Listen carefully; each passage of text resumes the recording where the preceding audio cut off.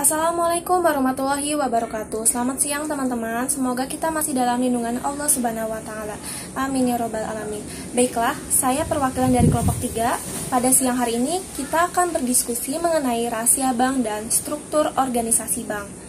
Teman-teman tahu nggak sih apa itu rahasia bank dan bagaimana struktur organisasi bank? Mari kita simak video berikut ini.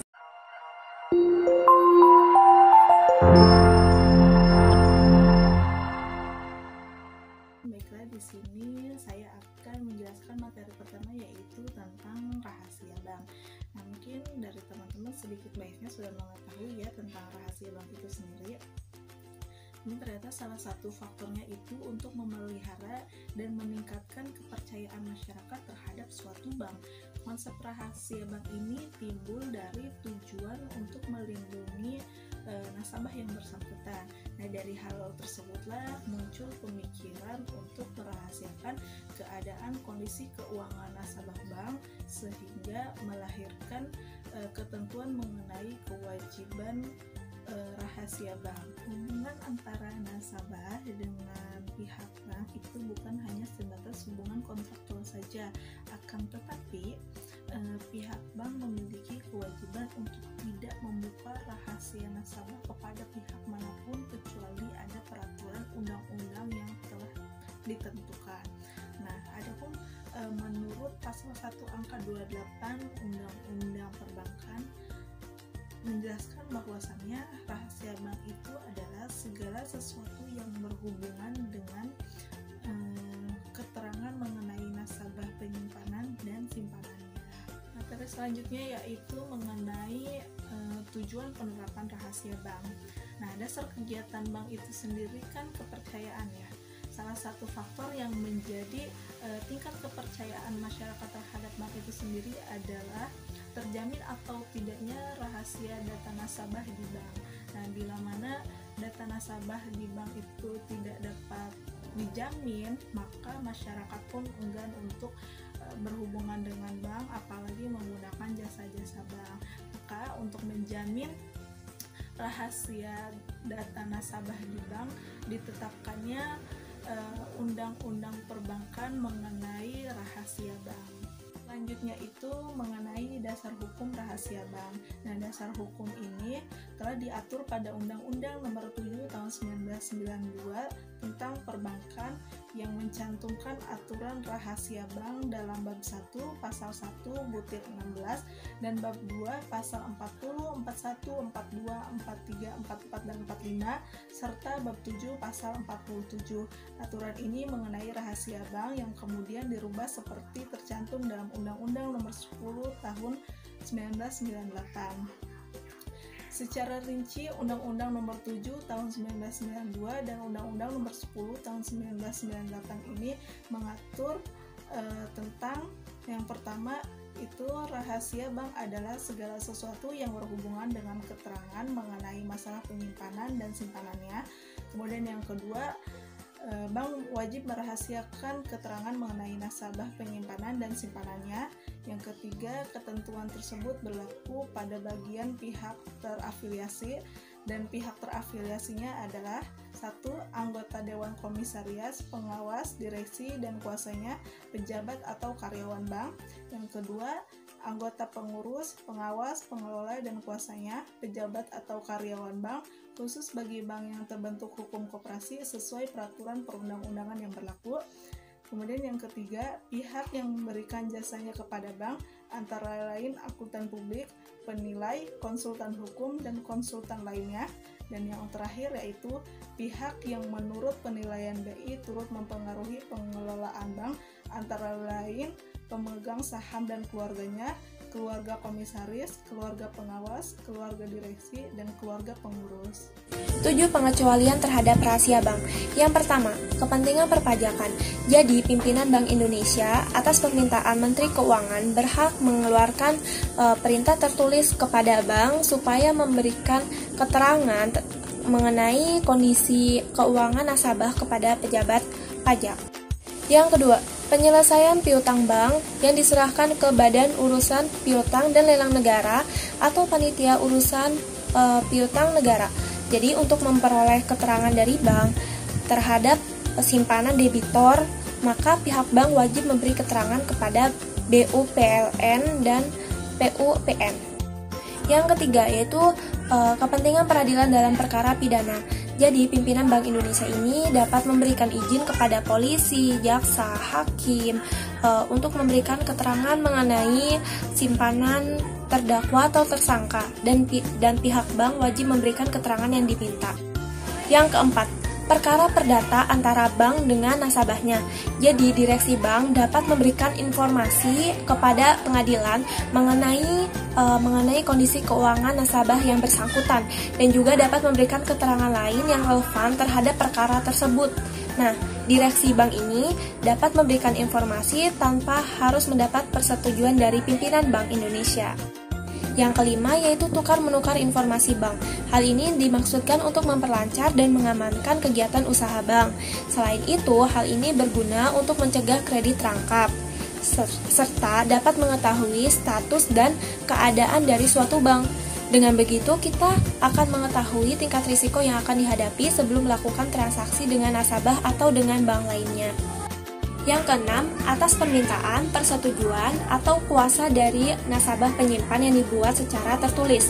Nah, nantinya pihak bank akan memberikan informasi mengenai simpanan nasabah penyimpannya kepada pihak yang ditunjuk oleh nasabah penyimpan ini atas dasar permintaan, persetujuan, atau kuasa dari nasabah penyimpan yang dibuat secara tertulis. Yang terakhir atau yang ketujuh yaitu dalam hal nasabah telah meninggal dunia. Jika nasabah penyimpan telah meninggal dunia, maka ahli waris yang sah berhak mendapatkan informasi mengenai simpanan dari nasabah penyimpan tersebut. Selanjutnya, pelanggaran rahasia bank. Pelanggaran rahasia bank ini terbagi menjadi dua macam. Yang pertama, pelanggaran perdata, dan yang kedua, pelanggaran pidana. Kira-kira di Indonesia ini masuk pelanggaran yang mana ya? Pelanggaran perdata. Pelanggaran perdata ini di mana negara mengatur diberlakukan ketentuan pelanggaran terhadap rahasia bank dengan konsep hubungan kontraktual. Nah, artinya hubungan kontraktual ini terjadi apabila kepentingan-kepentingan umum menghendaki dan apabila secara tegas dikecualikan oleh undang-undang tertentu. Negara yang menganut pelanggaran perdata ini yaitu contohnya Amerika Serikat, Inggris, dan negara-negara lainnya. Selanjutnya yaitu pelanggaran pidana. Pelanggaran pidana ini merupakan pelanggaran publik. Negara yang menganut pelanggaran pidana ini yaitu negara kita sendiri, Indonesia. Selain Indonesia, negara Korea Selatan, Swiss juga menganut pelanggaran pidana. Sanksi pelanggaran rahasia bank yaitu terdapat di Pasal 47 Undang-Undang Nomor 10 Tahun 1998 tentang rahasia bank. Yang pertama, pasal 47 ayat 1 dapat kita tarik kesimpulan apabila kita tanpa membawa surat perintah dari pimpinan Bank Indonesia atau kita memaksa pihak bank untuk memberikan hal-hal yang seharusnya dirahasiakan oleh pihak bank, maka kita akan diancam hukuman penjara sekurang-kurangnya 2 tahun dan paling lama 4 tahun, dan juga denda sekurang-kurangnya 10 miliar rupiah dan paling banyak 200 miliar rupiah. Yang kedua yaitu pasal 47 ayat 2 dapat kita tarik kesimpulan apabila Dewan Komisaris, Direksi, Pegawai Bank, atau afiliasi lainnya memberikan informasi yang seharusnya dirahasiakan oleh bank, maka akan dikenakan kurungan penjara minimal 2 tahun dan maksimal 4 tahun dan juga akan dikenakan denda paling sedikit 4 miliar dan paling banyak 8 miliar rupiah. Saya akan menjelaskan tentang struktur organisasi yang ada di bank. Nah, sebelum kita masuk ke struktur organisasi yang ada di bank, kita harus memahami tentang unsur-unsur dalam pengorganisasian bank. Nah, unsur-unsur itu ada 4. Yang pertama adalah organisasi lini dan staff. Lalu yang kedua departemental atau yang mengacu pada aktivitas. Nah, yang ketiga adalah job description, yang job description jelas. Nah, yang keempat itu desentralisasi authority. Nah, itu adalah unsur-unsur utama dalam pengorganisasian bank. Nah, selanjutnya ada organisasi bank. Struktur organisasi bank itu dibagi menjadi 3 bagian. Nah, yang pertama front officer, yaitu bertugas sebagai lini depan yang akan berinteraksi langsung dengan para masyarakat dan menjual layanan-layanan kepada terkait finansial kepada bank. Lalu yang kedua itu berperan sebagai perantara antara bank dan bank dan masyarakat. Client outside roles dan inside roles, lalu berfungsi sebagai tenaga penjualan, perdagangan, merger dan akuisisi, dan juga konsultasi security. Nah, lalu di bagian yang kedua itu adalah middle officer. Middle officer itu biasanya mengelola risiko, akuntansi dan pengelolaan tentang teknologi informasi dan sebagainya. Lalu menjamin kecukupan dari prosedur, kompetensi dan teknologi informasi dan juga efisiensi. Nah, yang ketiga itu membangun sistem kerangka kerja risiko yang merupakan kebijakan bank. Nah, lalu yang bagian yang ketiga adalah back officer, di mana back officer adalah sebagai pengelola bagian pengoperasian bank. Nah, itu tugasnya menyelesaikan kegiatan administrasi, kewajiban pelaksanaan, clearing dan kredit, lalu anggaran dan personalia dan lain-lain. Nah, jadi berikut tadi adalah 3 bagian dari sebuah struktur organisasi dari bank. Nah, selanjutnya ada struktur organisasi fungsional, di mana yang pertama paling atas adalah RUPS, rapat umum pemegang saham. Nah, lalu di bawahnya ada komisaris dan audit. Nah, lalu di bawah audit dan komisaris itu ada direksi. Nah, direksi ini bertanggung jawab kepada para divisi-divisi, dan para divisi-divisi masing-masing tersebut mereka bertanggung jawab kepada kantor cabang. Nah, selanjutnya itu adalah struktur organisasi bank melalui pendekatan pasar. Nah, yang dimana yang paling memiliki wewenang paling atas adalah direktur utama yang berkoordinasi dengan divisi audit internal. Lalu direktur utama ini membawahi bidang direksi bidang retail, direktur bidang corporate, direktur bidang investment, dan direktur bidang penunjang. Nah, jadi selanjutnya adalah bidang retail banking. Nah, kita akan bahas bidang retail banking. Nah, jadi bidang retail banking itu ada 3 divisi, yaitu divisi operasional cabang, divisi operasional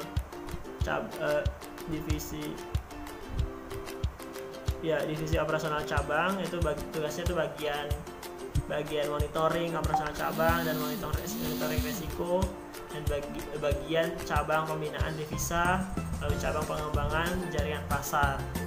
Nah, selanjutnya adalah bagian divisi kredit retail, di mana divisi bagian kredit retail ini adalah bertugas bagian kredit usaha kecil, bagian kredit konsumtif, bagian pengelolaan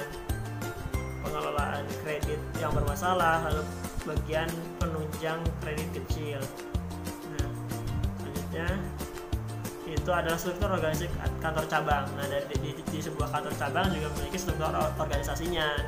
Nah, yang paling atas itu adalah kantor cabang, membawahi kepala kantor cabang, membawahi wakil-wakil, yaitu wakil bidang pemasaran, lalu wakil bidang operasional, lalu bagian rumah tangga. Nah, bidang pemasaran, wakil bidang pemasaran itu bertugas mengurusi bagian kredit, seleksi kredit, analisis kredit, dan lain-lain. Nah, jika wakil bidang operasional itu memiliki tugas bagian tentang operasional atau seksi bagian layanan dan dana, lalu seksi layanan jasa, teller, customer service, dan lain-lain. Nah, lalu bagian rumah tangga itu bertugas mengordinir seksi administrasi atau SDM, lalu penyediaan logistik, lalu humas dan keamanan. Baiklah teman-teman, mungkin itu saja yang dapat kami sampaikan dari kelompok 3 mengenai rahasia bank dan struktur organisasi bank. Terima kasih untuk teman-teman yang senantiasa sudah menonton, mendengarkan, dan memahami video ini. Untuk teman-teman, jika ada yang kurang dipahami, bisa langsung ketik di kolom GCR, dan juga untuk teman-teman yang ingin menambahkan bisa langsung ketik di kolom GCR. Jangan lupa sertakan NIM dan namanya. Mohon maaf bila ada kesalahan atau kebisingan apapun itu. Burung Irian, burung cendrawasih, cukup sekian dan terima kasih. Wassalamualaikum warahmatullahi wabarakatuh.